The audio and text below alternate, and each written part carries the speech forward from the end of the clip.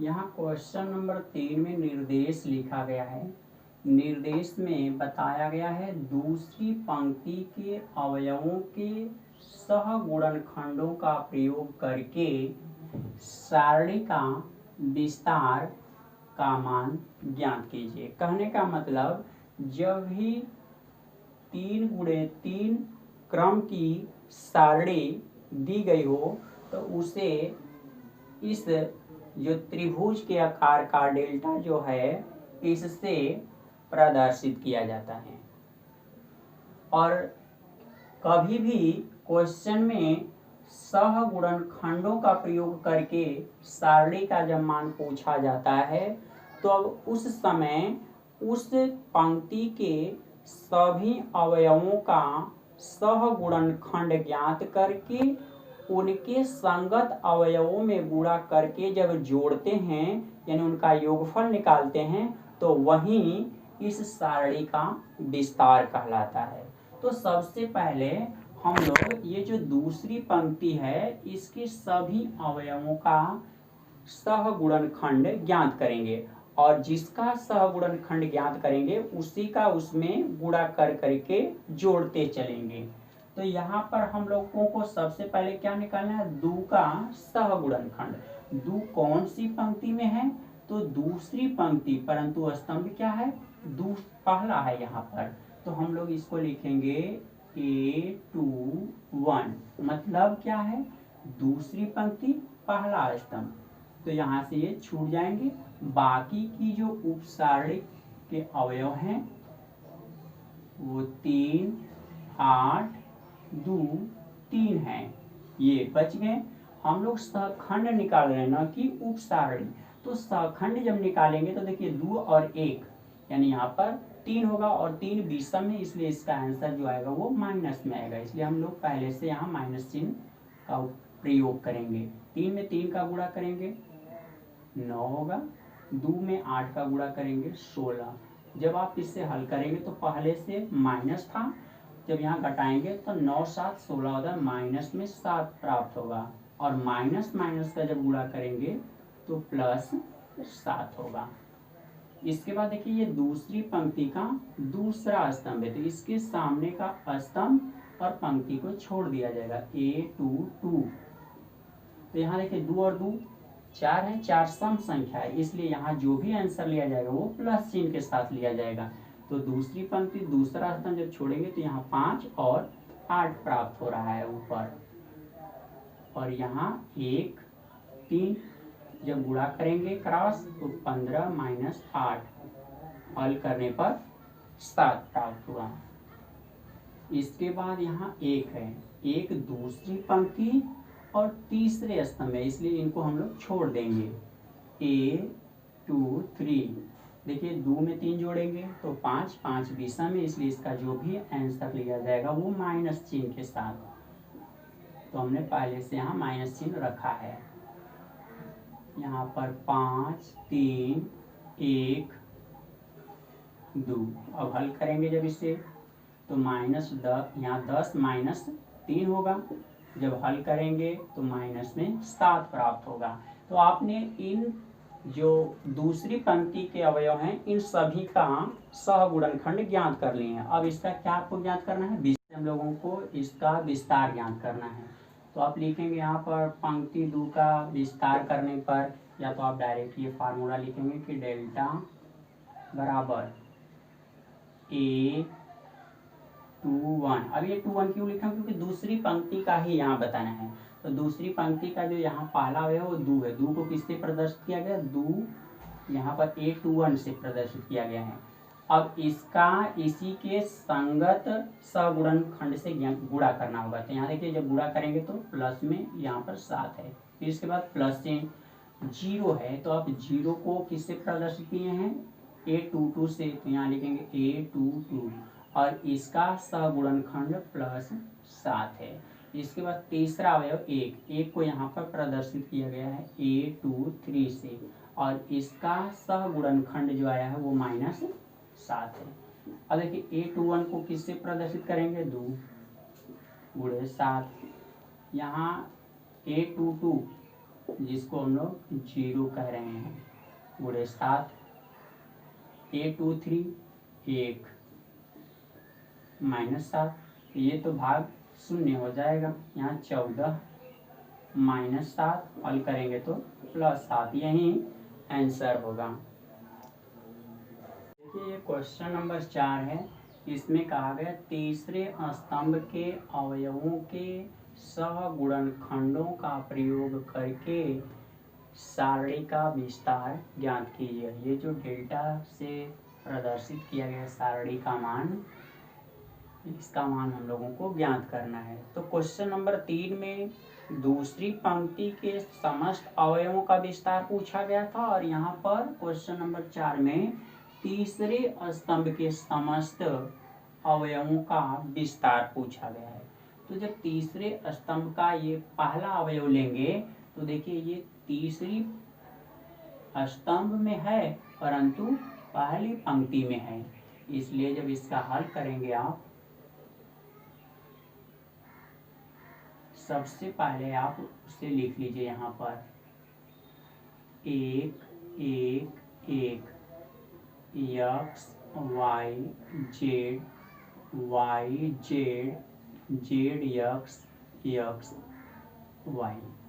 अब तीसरे स्तंभ का हमें प्रसार ज्ञात करना है, तो पहला अवयव जो है y z है और ये पहली पंक्ति तीसरे स्तंभ का है, तो हम इसे लिखेंगे A1 3, परंतु हमें इसका क्या ज्ञात करना है, सहगुणनखंड। तो देखिए सहगुणनखंड को यहाँ पर कैपिटल A से प्रदर्शित किया जाता है या तो कैपिटल M से, तो हम कैपिटल यहाँ A ले रहे हैं। अब देखिए 1 और 3 जोड़ेंगे तो 4 सम है, इसका मतलब इसकी जो सारणी आएगी वो प्लस चिन्ह के साथ ली जाएगी। तो देखिए इसके सामने की पंक्ति और स्तंभ को हमने छोड़ दिया, जब छोड़ देंगे तो बाकी का जो अवयव बच रहा है 1 y 1 z ऐसे प्राप्त करेंगे। जब क्या करेंगे तो z माइनस y ये प्राप्त हुआ।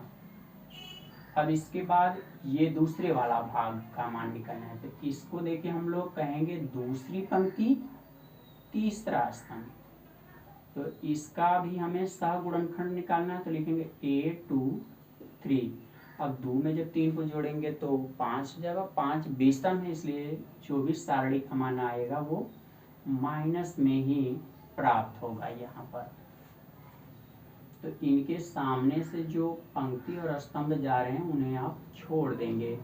देखिए हमने यहाँ से पंक्ति छोड़ दिया और स्तंभ भी छोड़ दिया, तो बाकी के जो अवयव बच रहे हैं 1 x और यहाँ 1 z, माइनस चिन्ह को रहने दीजिए, जो बाहर है इसका क्रॉस गुणा करिए तो z माइनस x हो गया। इसके बाद तीसरा अवयव, तो इसके सामने से जो पंक्ति जाएगी इसको छोड़ दिया जाएगा और इसके सामने से जो स्तंभ जा रहा है उसे भी छोड़ दिया जाएगा। तो इसको हम लोग किससे प्रदर्शित करेंगे, A3 3, क्योंकि तीसरी पंक्ति और तीसरा स्तंभ है। 3 3 जोड़ेंगे तो 6 सम संख्या, इसलिए सारणी का मान प्लस चिन्ह के साथ लिया जाएगा। यहाँ 1 x 1 y, क्रॉस गुणा करेंगे तो y माइनस x। किसी भी सारणी के पंक्ति या स्तंभ का विस्तार करना हो तो जिस स्तंभ का विस्तार करेंगे उसके अवयवों का उसके उपसारणिक के साथ संगत गुणनफलों का योग उस सारणी का विस्तार कहलाता है। जैसे में देखिए यहाँ जो तीसरा स्तंभ है इसमें से जो अवयव लेंगे उसका उसी के सहगुणनखंड से गुणा करके योग ज्ञात करेंगे। तो देखिए ये y इंटू जेड है, जिसको हम लोग पहली पंक्ति और तीसरा स्तंभ कहेंगे, इसलिए हम लोग इसको लिखेंगे A1 3। तो इसका सहगुणनखंड भी यहाँ पर प्रदर्शित किया गया कैपिटल A13। अब दूसरे अवयव को क्या कहेंगे? तीसरे स्तंभ का जो है ये दूसरी पंक्ति है, तीसरा स्तंभ है, तो इसको हम लोग कहेंगे A23। तो इसका संगत सहगुणनखंड A23 होगा। यहाँ हो गया।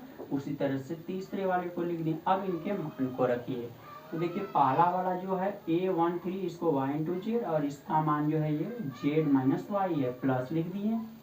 A23 जिसको ZX कहा जाएगा यहाँ पर, और A23 जो है इसका सहगुणनखंड माइनस ब्रैकेट में z माइनस x है। A33 जिसको x इंटू वाई माना गया है, इंटू A33 जिसको यहाँ पर y माइनस x कहा गया। अब इनको हल करना है। तो जब इसका गुणा करेंगे, y z का गुणा z में करेंगे तो y इंटू जेड स्क्वायर हो जाएगा। y z का गुणा माइनस वाई में करेंगे तो माइनस वाई स्क्वायर जेड हो जाएगा। जेड एक्स का गुणा यहाँ जब माइनस चिन्ह के साथ ब्रैकेट के अंदर गुणा करेंगे तो minus z square x, minus minus plus हो गया। जेड एक्स का गुणा जब एक्स में करेंगे तब जेड एक्स स्क्वायर प्राप्त होगा। एक्स वाई का गुणा वाई में करेंगे तो x y square, minus x y का गुणा एक्स में करेंगे तो एक्स स्क्वायर वाई हो जाएगा। अब ये देखिए पहला वाला जो दोनों भाग है इसका एक साथ जोड़ा करेंगे, यहाँ वाला जो इसके साथ, और लास्ट वाले का इस तरह से। तो देखिए ये जो पहले इनको हम एक साथ कर ले रहेंगे क्रम से, फिर इसके बाद हल करेंगे। यहाँ हम लिखेंगे minus y square into z plus y z square. इनको क्रम से आगे पीछे इनका क्रम बदल दिए हैं। अब यहाँ जो है प्लस में x y square minus z square x. अगला प्लस चिन्ह यहाँ लिखेंगे z x square minus x square y. तो इस तरह से आप दो दो का जोड़ा बना लीजिए, इनमें से कॉमन करिएगा। देखिए यहाँ से हम माइनस वाई इंटू जेड को कॉमन करेंगे। जब आप कॉमन करेंगे माइनस वाई इंटू जेड, तब देखिए यहाँ पर क्या प्राप्त होगा। माइनस से तो माइनस कैंसिल हो जाएगा, वाई से एक वाई कैंसिल होगा तो एक वाई बचेगा, जेड से जेड कैंसिल हो गया। माइनस का भागा जब प्लस में देंगे तो माइनस प्राप्त होगा, वाई से वाई कट जाएगा, जेड से जब जेड स्क्वायर में भाग देंगे तो एक जेड प्राप्त होगा। यहाँ पर ऐसे लिख दीजिए। दूसरे वाले में से आप यक्स कॉमन करेंगे तो हमने प्लस यक्स यहाँ से कॉमन कर लिया, तब ब्रैकेट में यहाँ क्या बचेगा, y square minus z square plus, अब यहाँ से आप यक्स स्क्वायर को कॉमन कर लीजिए, तो हमने यक्स स्क्वायर कॉमन कर लिया, तब यहाँ प्राप्त होगा ब्रैकेट में जेड माइनस वाई। अब देखिए इनको हम न्यूनतम रूप में और हल करेंगे क्योंकि ये बीच वाला भाग हल हो सकता है और न्यूनतम रूप में। तो माइनस वाई इंटू जेड इसको रहने दीजिए, y minus z plus x. अब इसको ए मानिए और दूसरे वाले को बी, तो A square minus B square हो जाएगा। तो इसे हम लिख सकते हैं y plus z into y minus z plus x square. यहाँ से आप देखिए माइनस चिन्ह यदि कॉमन करेंगे तो देखिए वाई माइनस जेड सभी जगह प्राप्त हो जाएगा। तो जो माइनस चिन्ह यहाँ से बाहर निकलेगा वो प्लस में गुणा होगा, इसलिए ये माइनस हो जाएगा और ब्रैकेट में हो जाएगा वाई माइनस जेड। तो सभी जगह वाई माइनस जेड है, तो सभी स्थान से यही चीज़ कॉमन कर लीजिए, वाई माइनस जेड। जब इसको आप बाहर कॉमन करेंगे तो यहाँ वाई और इंटू जेड जो है वो माइनस में है, प्लस यहाँ यक्स ब्रैकेट में y plus z minus x square. अब इनको हल करना है, वाई माइनस जेड रहने दीजिए, माइनस वाई इंटू जेड, इसका जब गुणा करेंगे तो x into y plus z x minus x square. अब इन्हें क्रम से एक साथ रखेंगे और उनको हल करेंगे। वाई माइनस जेड रहने दीजिए, ये जो भाग यहाँ पर दिखाई दे रहे हैं इसमें से हम वाई को कॉमन करेंगे, तो वाई जब कॉमन करेंगे तो यहाँ माइनस में जेड प्राप्त होगा प्लस यक्स और इसमें से आप कॉमन करेंगे यक्स। जब यक्स आप कॉमन करेंगे तो जेड माइनस यक्स प्राप्त होगा। यहाँ पर वाई माइनस जेड हो गया। तो देखिए ये जेड माइनस यक्स है, यहाँ यक्स माइनस जेड है, तो आप यहाँ से माइनस चिन्ह को कॉमन कर लीजिए। जब माइनस चिन्ह कॉमन करेंगे तो माइनस बाहर आके इसके साथ लग जाएगा वाई हो जाएगा, और ये जेड माइनस अब यक्स हो जाएगा। यहाँ जेड माइनस यक्स जैसे हो वैसे रहने दीजिए।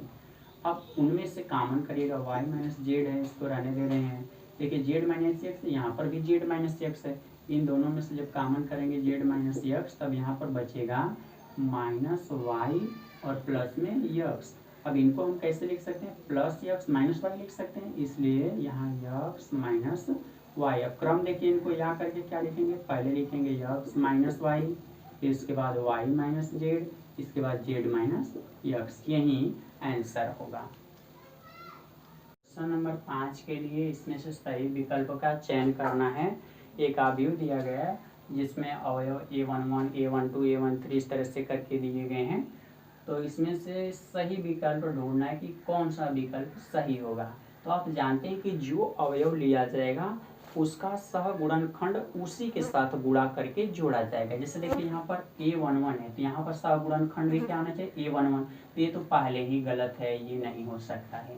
अब देखिए यहाँ A11 है, यहाँ पर भी A11, यानी पहला भाग तो सही है। अब यहाँ देखिए क्या है A12, तो यहाँ पर A21 हो गया, जबकि यहाँ पर भी A11 होना चाहिए, तो इसलिए ये भी गलत हो गया। अगला देखिए A21 है, तो यहाँ पर भी A21 होना चाहिए, ये भी गलत है। अगला यहाँ देखिए A11, तो यहाँ पर भी A11 है, ये सही है। फिर इसके बाद A21, तो यहाँ पर भी A21, ये भी सही निकला। A31, इसका मतलब ये संगत अवयवों का उनके सहगुणनखंडों के साथ जो गुणनफल का योगफल लिखा गया है वह सही क्रम ऑप्शन नंबर डी है। इस तरह से ऑप्शन नंबर डी सही होगा।